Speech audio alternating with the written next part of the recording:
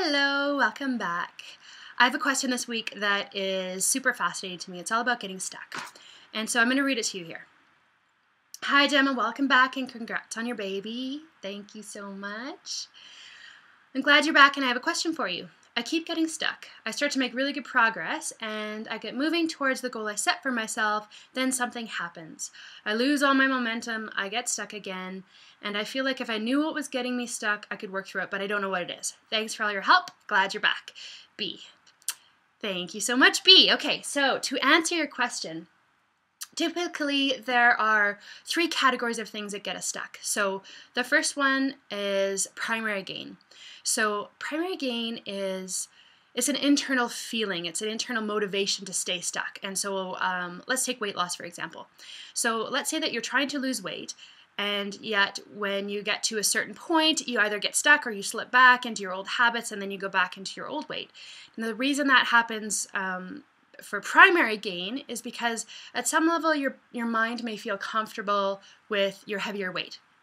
So maybe it gives you a sense of safety, or maybe you're not totally comfortable with the attention that you might get if you lose the weight, or maybe it feels familiar, but those are all examples of primary gain.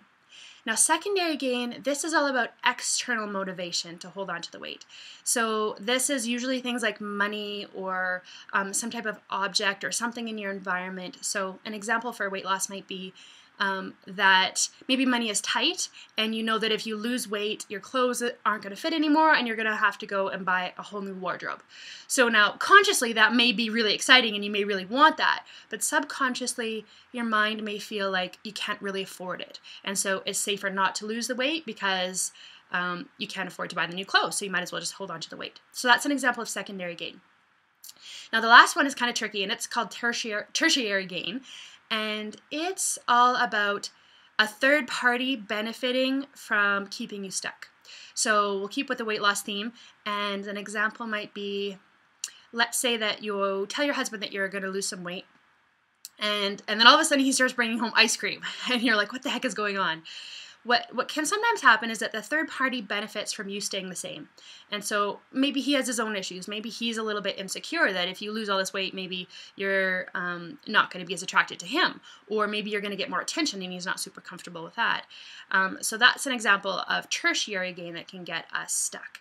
So my best answer for you is to really look at those three different types of gain. So primary gain is an internal motivation, so if there's an emotional reason. Secondary gain is the external reason, so like usually financial or environmental. And the third is a tertiary gain, so someone else benefiting from it and sort of sabotaging you in some way. Now don't get me wrong, most of the time this doesn't happen intentionally. We don't intentionally sabotage ourselves, and other people don't usually intentionally sabotage us. So it's really all about figuring out what's the underlying cause of the stuckness and then working through it. So thanks so much for your question, B, and I hope this helps. And if you'd like your question answered next week, then just fire me an email and be happy to do it. Until next time, hope you have a beautiful day and look forward to seeing you again soon. Bye.